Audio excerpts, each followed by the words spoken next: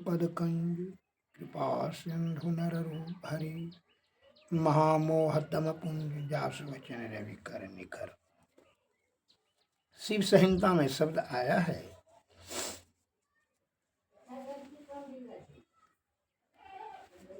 यह करोति सदा ध्यानम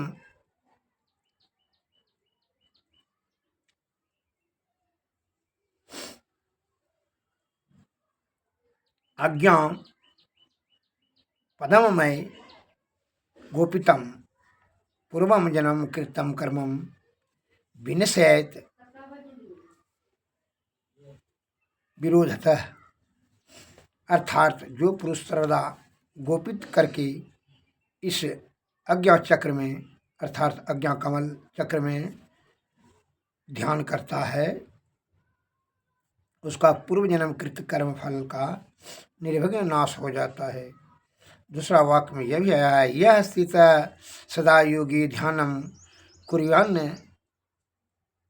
निरंतरम सदा करोति प्रतिमा प्रति जाप पम अनर्थवत।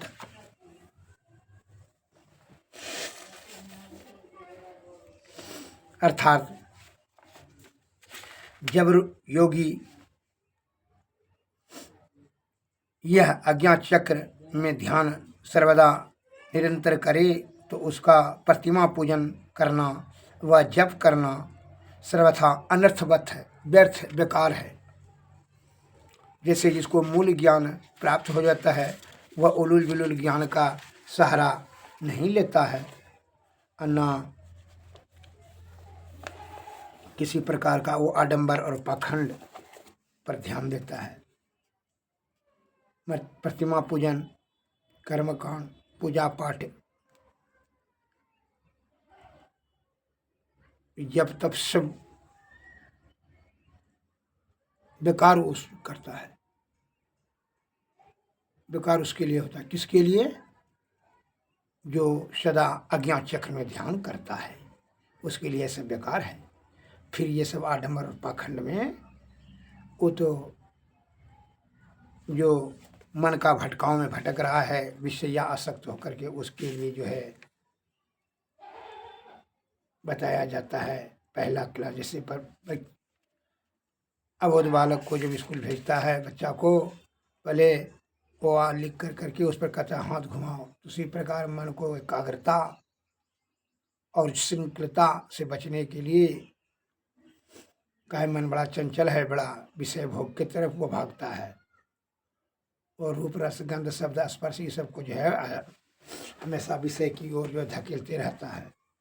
काम क्रोध मद मोह लोभ माया अहंकार तृष्णा भय ईर्षा ये सभी जो है विषय जो है जागृति तीव्रता मन के ही बेईमानी से होता है। मन ही इसका मर्डर है। इसलिए मन को संयमित एकाग्रता में करने के लिए विद्वान जन ने मूर्ति पूजा पूजा पाठ इत्यादि इस सब बताते हैं। लेकिन जो सर्वदा अज्ञा चक्र में ध्यान करता है उसको आडंबर पखंड करने का कोई आवश्यकता नहीं है। मैं एक लघु कथा से उपमा बताता हूँ। जिस प्रकार जो हमारे गुरु महाराज ने कहा एक बिंदुता दूरबीन हो दूरबीन क्या करे पिंड में ब्रह्मांड दरस हो बाहर क्या फिरे। इससे एक बिंदुता बिंदु ध्यान में यह मन अस्थिर हो जाता है। फिर दूरबीन देने की जरूरत नहीं है। भूत भविष्य वर्तमान तीनों उसको दिखाई पड़ने लगता है। दूरबीन क्या करे पिंड में ब्रह्मांड दरस हो फिर बाहर में तीर्थ प्रयाग काशी जमुना अमरनाथ गुफा ये सब करने आडंबर पाखंड करेंगे उसको कोई जरूरते नहीं रहता है। किसको?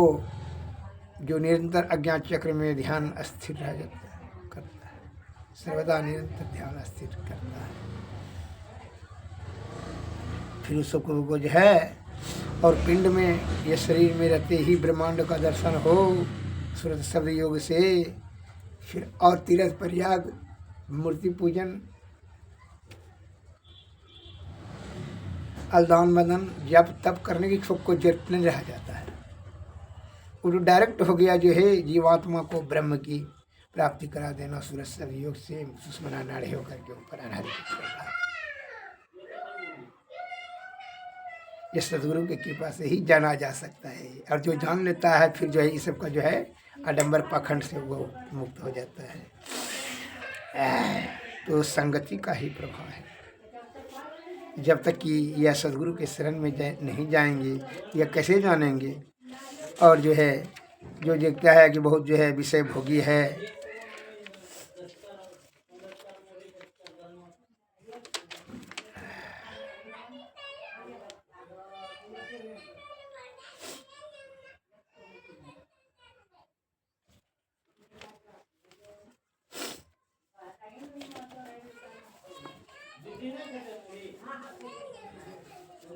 धूल जब पवन का संग करती है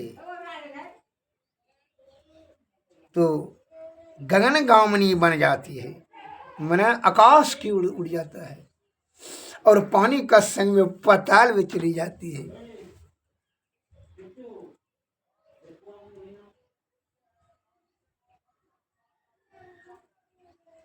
उसी तरह सज्जनों की सतजनों की संगति से व्यक्ति की इतनी ऊर्ध्व गति होती है, अंतः साधना में चली जाती है, अंतर्मुखी हो जाता है। और बाहर मुखी होने से क्या हुआ, ये लौकिक चीज दिखाई पड़ेगा, रूप रस गंध शब्द सबको विषय पंच इंद्रिया के चल में तो मन का उमल्टी वहां चलने लगा। अंतर्मुखी अंतर्मुखी भीतर के मुखी हो जा, फिर बाहर को उसे जाने की जरूरत नहीं रह जाएगा। तो सत्संजनों की संगति से व्यक्ति की इतनी ऊर्ध्व गति होती है कि वह परम प्रभु परमात्मा से जाकर के मिल करके एकम एक हो जाता है। और जब कोई कुसंग करता है तब वह किस रसातल में चला जाता है कोई ठिकाना नहीं। जो कुसंगति का चोर चिल्लर बचबल्लर अदमास बदमाश कुसंगी कौमी क्रोध हिल्लो भिल्लम पट लालची सबका जो करेगा उसका क्या दुर्गति होगा जीवात्मा को तो स्वयं आप अनुमान लगा सकते हैं। तो काम क्रोध लोभ में फंस जाएगा, कामनी और कंचन सुरा सुंदरी के चक्कर में अपने आयु बल बुद्धि सबको खर्च कर देगा। फिर अंतकाल में छत पीट पीट करके रहेगा मूर्ख की तरह।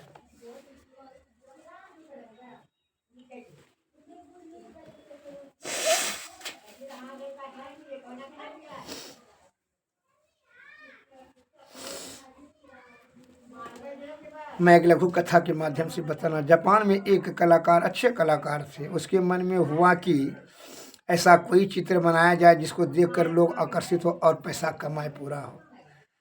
वह जो है घूमते घूमते जो है उसने अधिक पैसा कमाने के लालच में कलाकार घूमते घूमते एक राजा के वहाँ पहुँचा। उसका राजा का एक लड़का वह देखने के बाद बहुत अच्छा लगा। उसका चेहरा बहुत कोमल था, सरल, उसके चेहरे से सरलता उसके चेहरे से टपकती थी। कलाकार ने उसका फोटो लेकर के कलात्मक ढंग से सजा करके उसको बाजार में बेचा। इतने चित्र बिके कि वह माला माल हो गया, माना धनवान हो गया, पैसा हो गया। अब उसके मन में कुछ दिनों के बाद में विचार आया कि ऐसा चित्र बनाया जाए कि चित्र को देखते कर मालूम हो पड़े कि वह बड़ा क्रूर, निष्ठुर और हत्यारा है। घूमते घूमते वह कलाकार एक जेल में पहुंचा।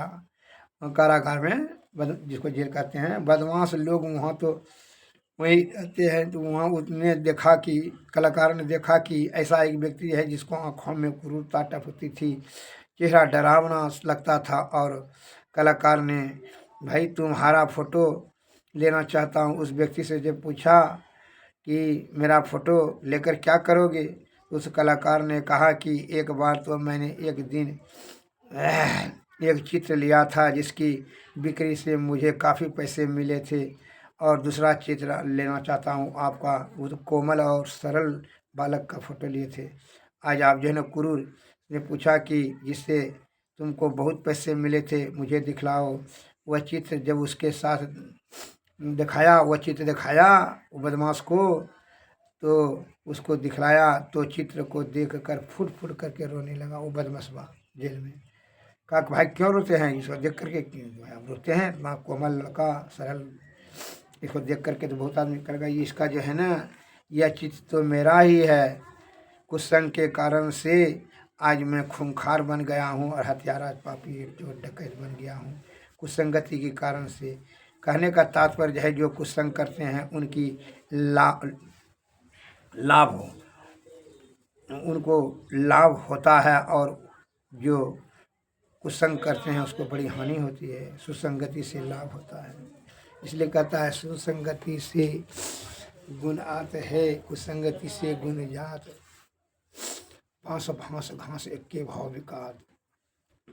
कुसंगति से गुण क्या होता है, चला जाता है, दुर्गुण आ जाता है कुसंगति से, और सुसंगति से सद्गुण आ जाता है। जिस प्रकार यदि बांस का करची से जो मिठाई दोना दलिया बनता है और घास से जो रस्सी बनता है, मिठाइये के भाव बिक जाता है।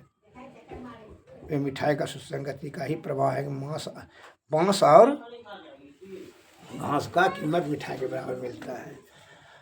इस प्रकार अगर यदि आप सज्जन के साथ संगति करेंगे तो कहेगा कि सज्जन है, बढ़िया इंसान है, चरित्रवान है। और आप कुछ नहीं कीजिएगा, दारू बसीखाना में जाइए, चोर के साथ में घूमिए, बदमाश घूमिए, कामी क्रोधी लालची लोभी लंपट की लाश घूमिए, तो आप अपने आप ही चरित्रहीन कहा जाएगा। चोर बदमाश ही कहेगा, पापी कामी ही कहेगा आपको। इसलिए आप क्या करें, कैसा किस तरह से आप सोच समझ करके सुसंगति करके ही शुरू, जहाँ सदगुरु की संगति में जाए, सत्संग भजन कर करके सदगुरु की कृपा से आप जुक्ति जानेंगे, भक्ति जुक्ति से भक्ति करें, भक्ति से मुक्ति अर्थात जीवात्मा को परम आत्मा की प्राप्ति हो जाएगी। और कुसंगति से पथ भ्रष्ट होकर के कामी क्रोधी लोभी लालची दुखी और पापी हो जाएंगी। जन्म जन्मांतर तक जो है आप जोनी भटकते रहेंगे। ये जीवात्मा को जीते जी और मरने के बाद भी दोनों तरफ से कष्ट ही कष्ट है। इसलिए सुसंगति करें, पहले सोच समझ के। सदगुरु मिलना बड़ा दुर्लभ है, और जब दृढ़ संकल्प से उदार चित्त निर्विकार भाव से उनको खोजेंगे तो अवश्य मिलेगा। पहले निर्मल हृदय कीजिए, विषय पर नियंत्रण करके मन और अहंकार को पहले अपने कब्जा में कर लीजिए, नियंत्रण में कर लीजिए।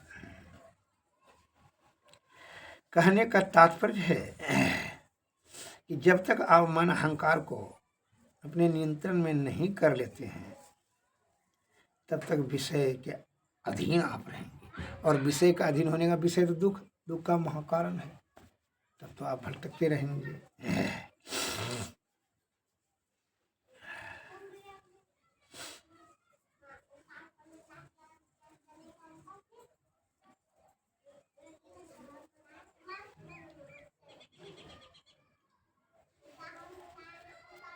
जिस प्रकार उदाहरण दिया है विद्वान कि धुआं जब स्याही बन जाता है तो किताब लिखते हैं, पुराण लिखते हैं, शास्त्र लिखते हैं, लोग उसको आदर करते हैं। और वही धुआं अगर यदि धूल के साथ में मिलता है क्या हो जाता है, आदमी काठी मुंह में भर जाता है और छूना पसंद नहीं करता है, भागता है, घृणा करने लगता है।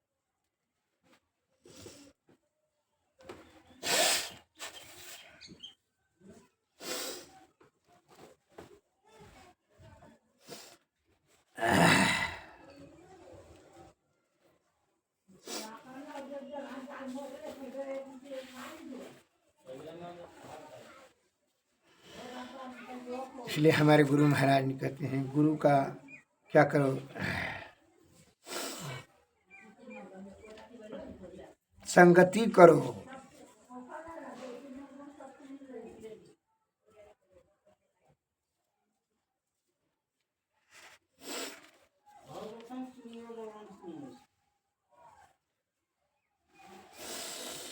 और सुसंगति, गुरु की संगति से तब उन्होंने आपको कृपा करके,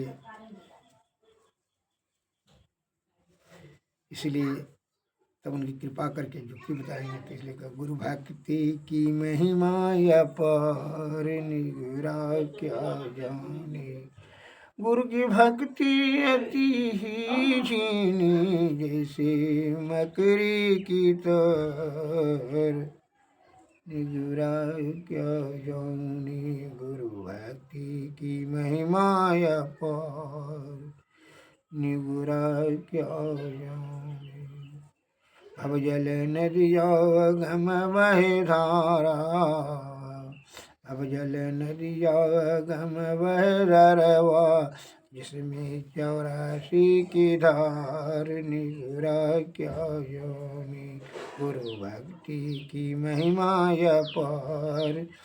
निगुरा क्या जानी बिनु गुरु भक्ति पड़े यम फांसी। बिनु गुरु भक्ति पड़े यम फांसी, जम का खाएगा मार।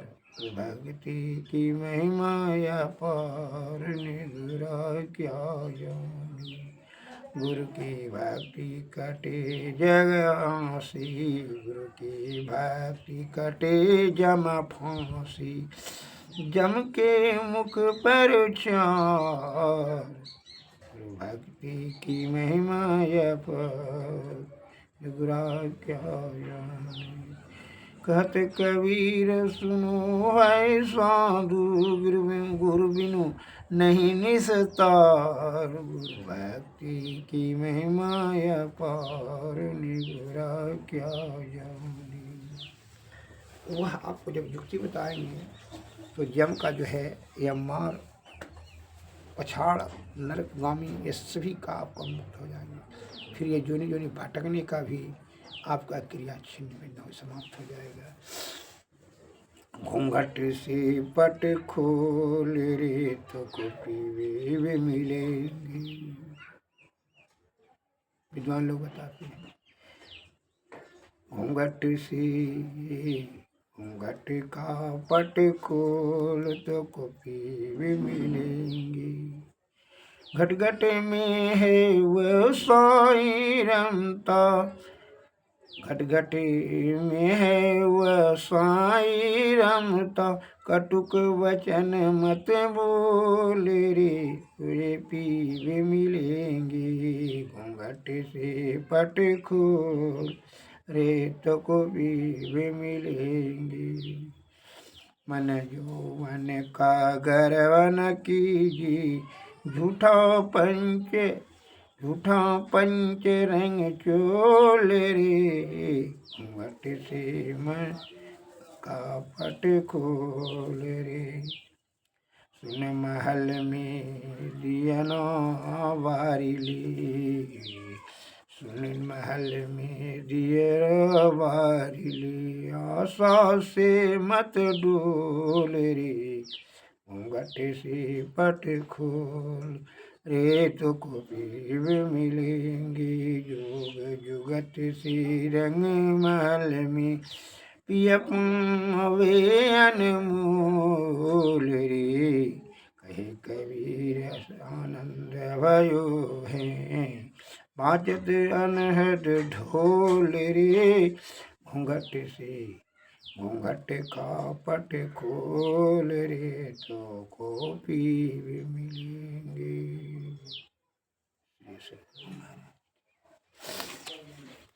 श्री सद्गुरु महाराज की जय।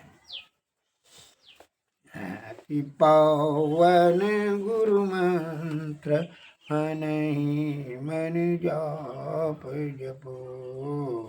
उपकारी गुरु रूप मानस ध्यान थपो। देवी देव समस्त पुराण ब्रह्म रूप प्रभु। गुरु में करे निवास कहते हैं संत सबू। प्रभु से गुरु अधिक जगत में व्याख्यात है। गुरु प्रभु नहीं मिले यद्यपि घट माही रहे। माही प्रभु गो अंधियारा छाई रहे। गुरु गुर करत प्रकाश प्रभु को प्रत्यक्ष लहे। हरदम प्रभु रहे संग कबहूँ भव दुख न टरे। भव दुख गुरुदे टारी सकल जय जयति करे। तन मन धन को अर्पी गुरुपद सेव करो। महियज्ञों पाली दुष्तर भव सुख से तरो। अति पावन गुरु मंत्र मन ही मन जप जप। उपकारी गुरु रूप मानस ध्यान ठपो। श्री सद्गुरु महाराज।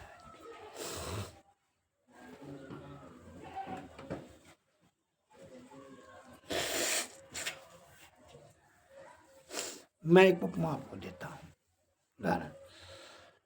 ईश्वर आपके घट में ही है, लेकिन घोर अंधियारी है। जैसे आंख बंद करते तो अंधार हो जाता है, आप आंख खोल लेते हैं तो यही दुनिया में चले आते हैं। अरे अंधार से ऊपर बढ़ो, गुरु के प्रकाश की जरूरत है। सुषुम्ना नाड़ी में वो ज्योति में चले जाओ।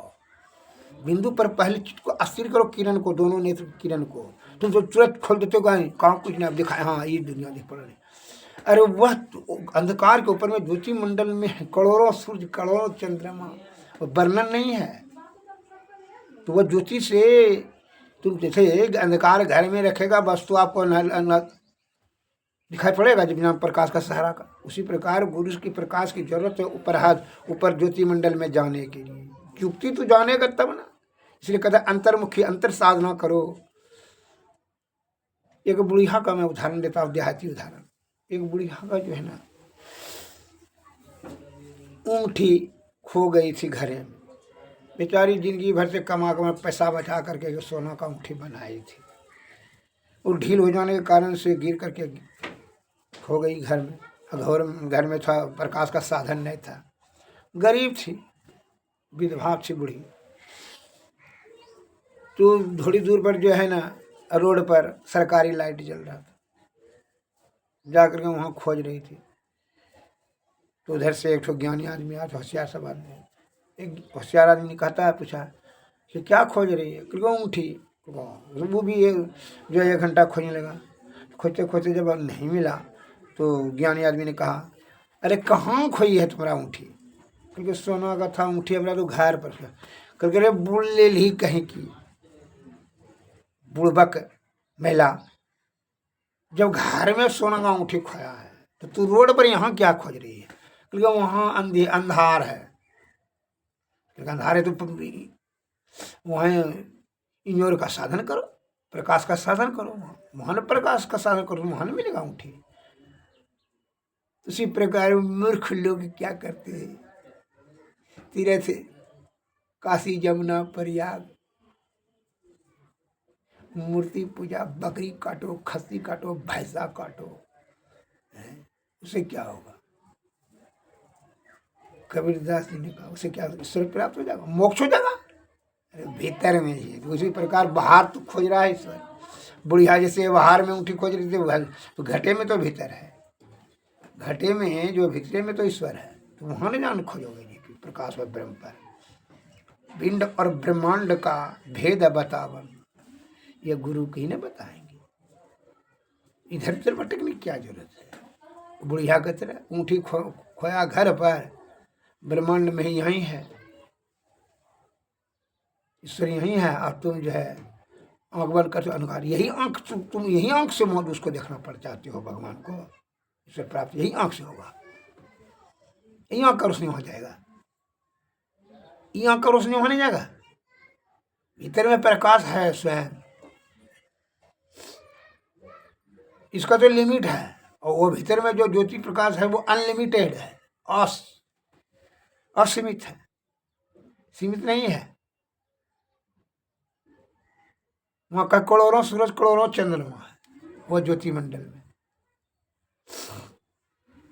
वही ज्योति का तो एक अंश है,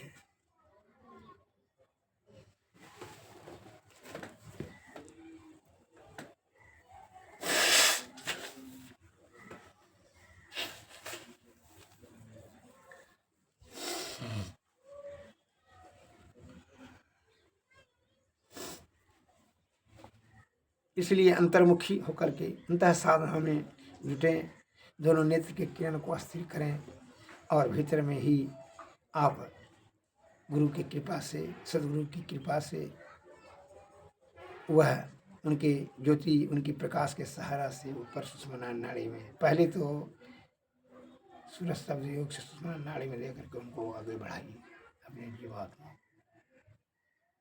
उन्हीं को युक्ति बताएंगे। युक्ति जानने के लिए उनके सेवा निर्विकार भाव से उनके शरण में जाएं और पूर्ण श्रद्धा और आस्था पूर्वक उनका सेवा करें, तब वो सेवा से प्रसन्न होकर के आपको युक्ति बता देंगे। जिस प्रकार मिट्टी को खोदते खोदते पानी मिल जाता है, उसी प्रकार गुरु का सेवा करते करते उनका संपूर्ण ज्ञान आपको स्वयं प्राप्त हो जाएगा। इसलिए कहता है, बिनु गुरु नर भव तरई न कोई, जो हरि बिरंचि शंकर सम होई। बिना गुरु का कोई भी निर्भव सागर पार नहीं कर सकता है। इसलिए सदगुरु के शरण में अनादिकाल से ही संत महात्मा हम लोगों को प्रवचन के माध्यम से यह उपदेश दे रहे हैं कि तुम क्षणभंगुर सुख का परित्याग करो, जो कि दुख का कारण होता है। इस सुख का त्याग करके वो परम आनंद की प्राप्ति करें। किसको आत्मा चाहिए? आनंद चाहिए जीवात्मा को। इस शरीर को, स्थूल शरीर को थोड़ी चाहिए आनंद। जीवात्मा को परमात्मा में मिलने के बाद ही वो आनंदमय होता है।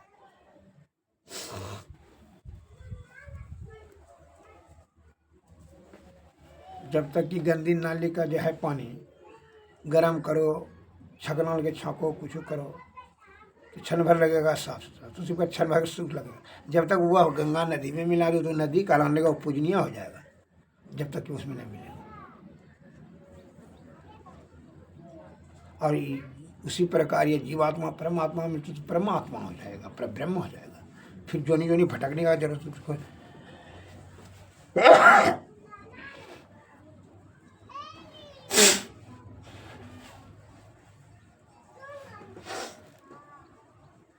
नहीं रहेगा। जो है 84 लाख का जीवन मरण दुस्सह दुख हो। जिन्हें मरने में दुस्सह दुख होता है, जिन्हें मरने में अनेक दुख होता है।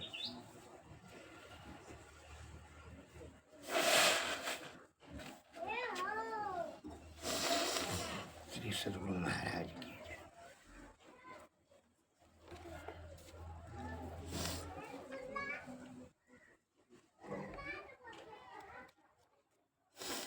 आरती तन मंदिर में कीजिए, दृष्टि जुगल कर सन्मुख दीजिए। चमके भी सूक्ष्म यति उज्ज्वल, ब्रह्म ज्योति अनुपम लख दीजिए। जगमग जगमग रूप ब्रह्मांड, निरखी निरखी ज्योति तज दीजिए। शब्द अभ्यास सरलत करि करि सार शब्द गही लीजिए। ऐसी जुग कया गढ़ त्यागी, भव ब्रह्म भेद सकल मल छीजी। आरती तन मन भवखंडन यारति यह निर्मल, करिमेहि अमृत रस पीजिए। आरती तन मंदिर में कीजिए, दृष्टि जुगल कर सन्मुख दीजिए। श्री सद्गुरु महाराज।